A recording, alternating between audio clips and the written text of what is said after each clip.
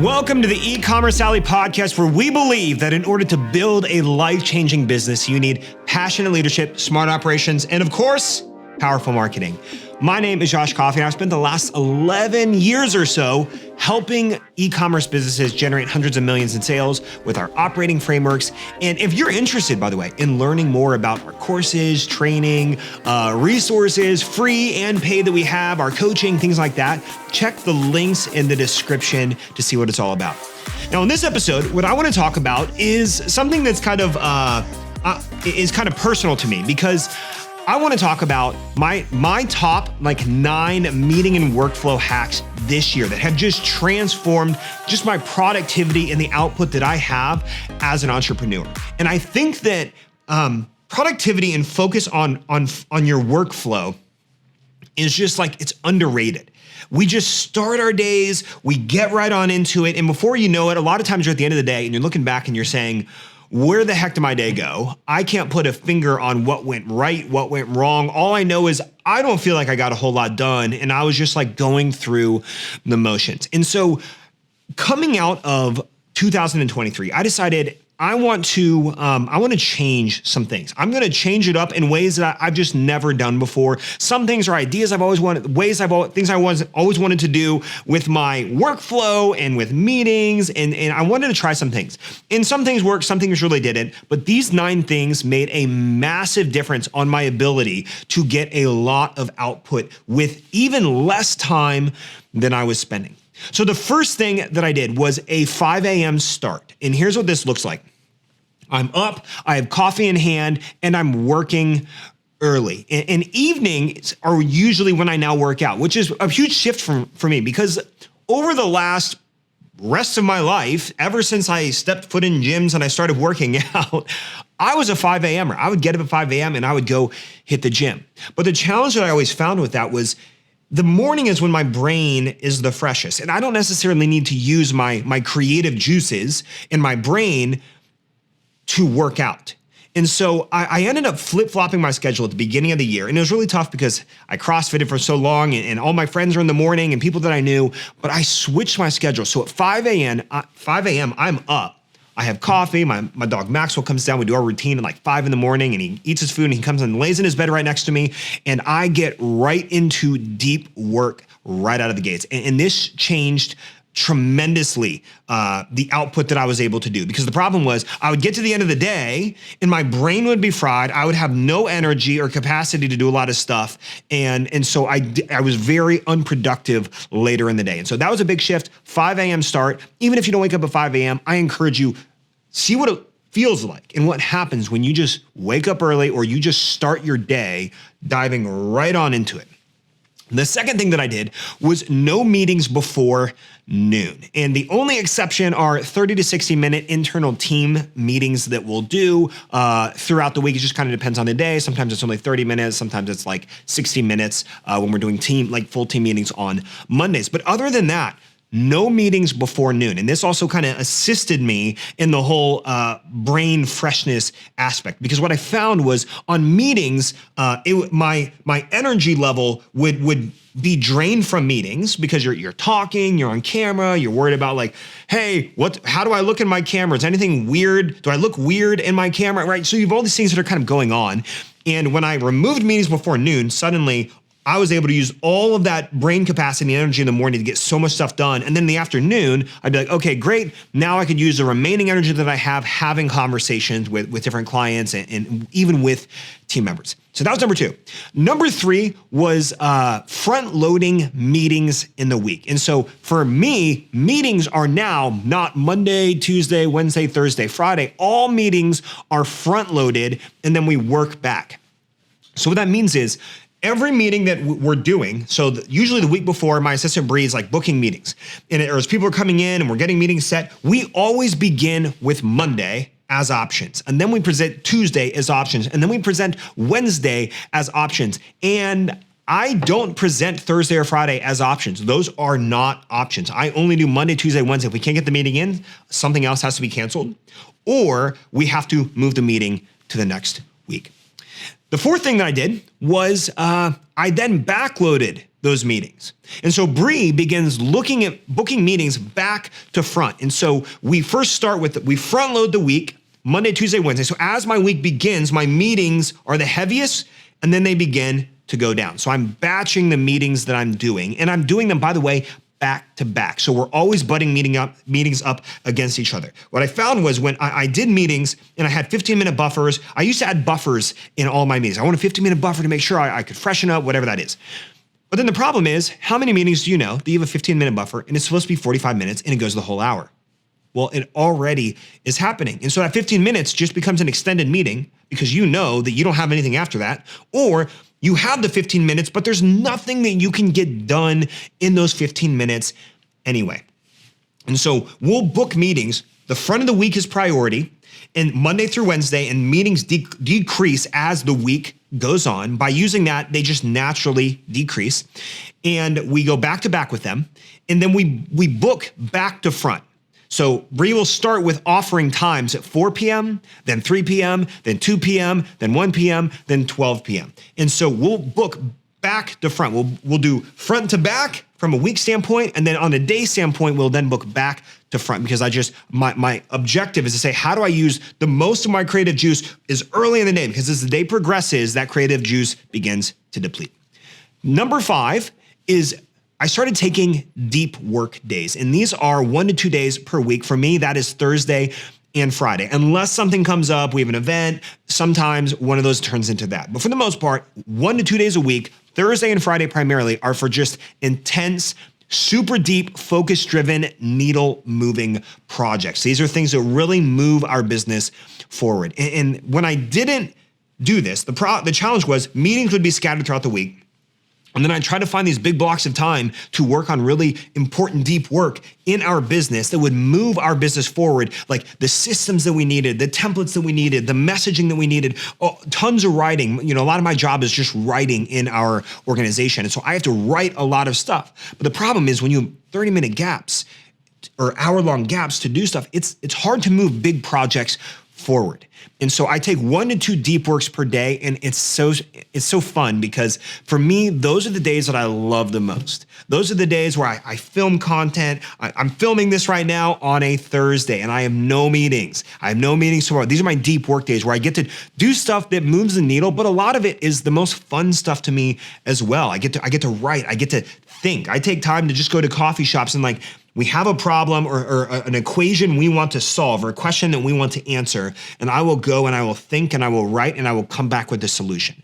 And having nothing in the back of your mind saying hey, I have a meeting this afternoon. When you have a meeting in the afternoon, your brain begins thinking about it. But when you have a deep work day and there's no meeting in the afternoon, there's no obligation from your team or people to you that allows you to frees you up to focus on some really deep work.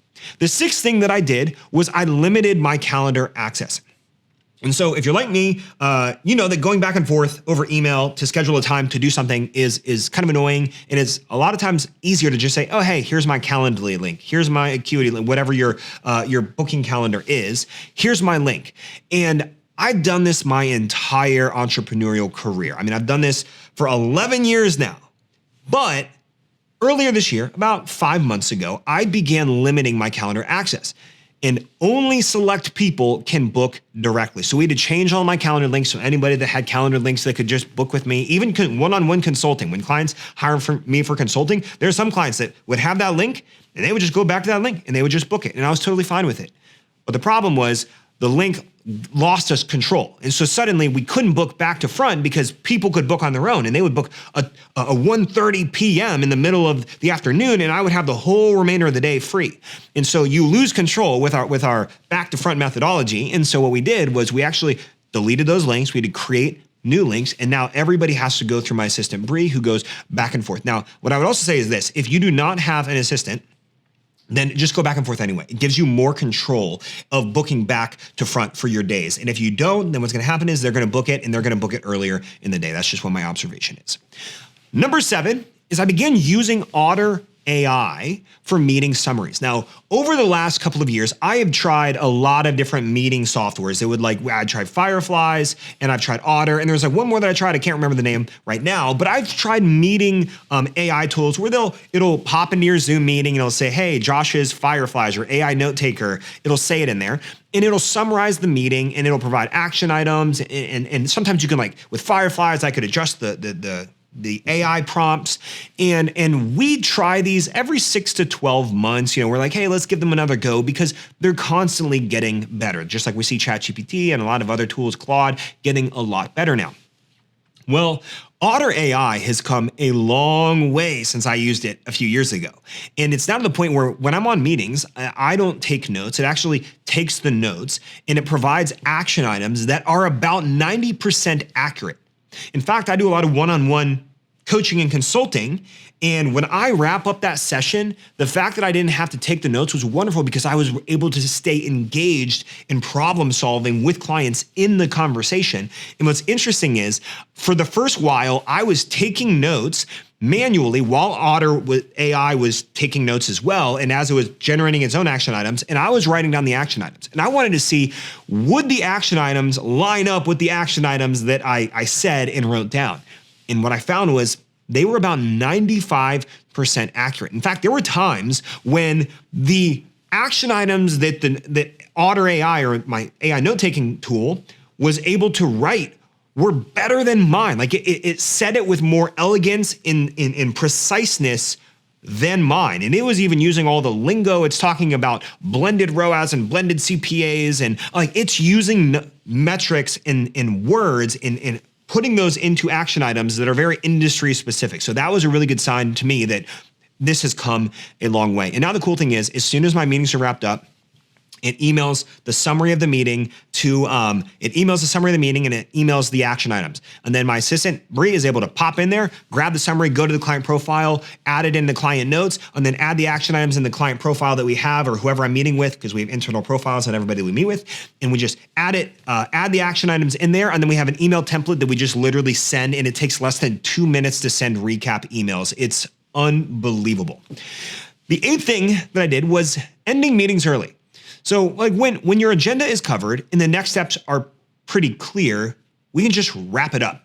Like I used to do, I still do, one-on-one coaching with clients, and certain clients that I'm working with, like we'll have blocks and it might be a 45-minute block and we're like 28 minutes in and we have solved what we need to do. We have the next action items. We have everything laid out. We have a plan. We all feel good about it.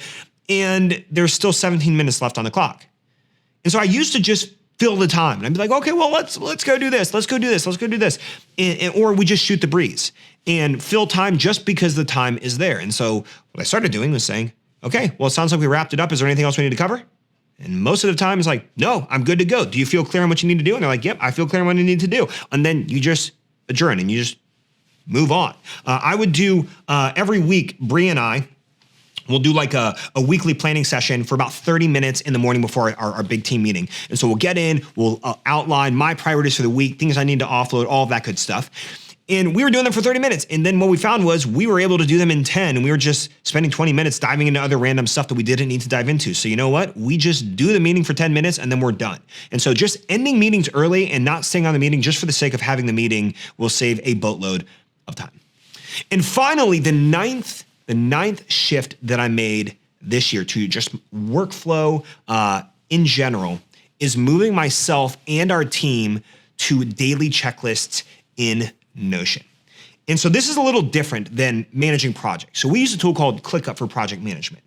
But checklists have been a game changer. For years, my flow for planning my day looked like this. I would get out a piece of paper or notepad or an iPad. I moved to iPads. And I would say, what are my top 3 priorities for the day that I need to move the needle? I write down the top 3 priorities. And then I'd write down all of my appointments for the day. And then I would write down what other small to-dos that I had to do for the day, which makes a lot of sense. You might be doing that right now. But here's the thing that became wildly annoying. There are days, Monday through Friday, that you do the same thing over and over and over again. So what do you do on all of those days?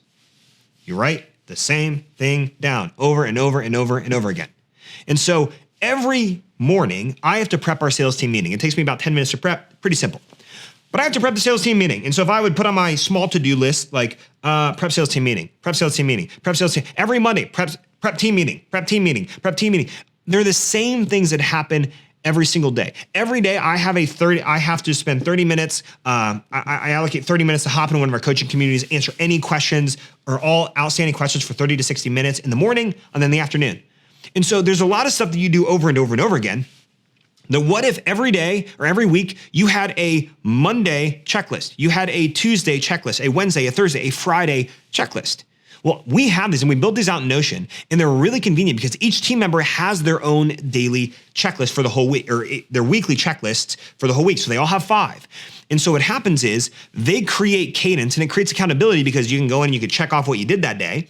And we just use templates and they automatically repeat and create every day. So I wake up in the morning and my checklist for Thursdays are already done. It has the items that I need to do. And then I just say, okay, here are the big projects I'm going to knock out today. Here are things that I need to offload. And we break it down in checklists, beginning of day and end of day. And so we kind of break down, here are the things I do every single Wednesday in the beginning of the day. I write a podcast, I write an email, I write a social media post, I do this, I do coaching inside one of our communities, right? So I have 5 small to-dos that I do every single time. But if you don't write them down, then a lot of times they will slip through the cracks. And so it's when your schedule becomes the same, a lot of those are the same. You can actually it actually takes a lot off your plate because the mental clarity and knowing, I just wake up in the morning, knock those all out. Great, now I'm on to my big projects. Or in my case, I'll actually do the big projects early morning and then I'll hop down to the other ones. And so moving the team to checklists has been very helpful because if we need to delegate a new ongoing task to somebody, you know what I say? I say, go add it to your weekly checklist. I'm like, great. And then they just go add it to their weekly templated checklist that every single Monday, makes it automatically in Notion. It can create a new checklist every Monday. And then they just add it to the template for their Monday one. And they're like, okay, well now I added this beginning or end of day. And now every single Monday that is now accounted for. So everybody has this control and flexibility over their own weekly schedule. If you find that a lot of your tasks heavyweight on Thursday and it's really tough to get them all done, great. Just take some of those and move them to Wednesday or Tuesday or Friday or another day. And so these are 9 workflows and meeting changes that I've made this year that I believe have made me a lot more productive as an entrepreneur. My output has been incredible. I'm ahead like crazy. When you're listening to this podcast is probably a month before this podcast even released, maybe even 2 months before this podcast released, because doing this stuff has freed up so much of my time to allow me to then get so far ahead because I'm that much more efficient as an entrepreneur.